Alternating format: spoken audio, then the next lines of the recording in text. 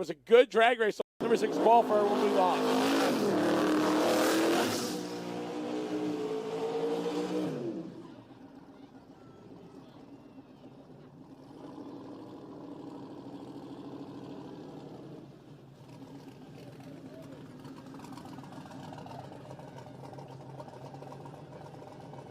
Next here is Kyle Cartwright in the Malibu station wagon. Thomas Dabbs on the right-hand side, Chevrolet Corvette.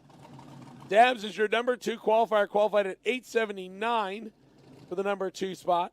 We'll face Cartwright, who's your number 15 qualifier, qualified at 906. So between the two is about a quarter of a second, a little more. That advantage goes right-hand side. So left side is your underdog.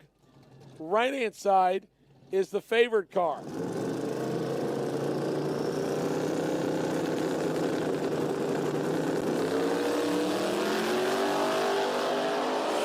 Slight advantage goes to Malibu out of the gate. Corvette pulling right alongside.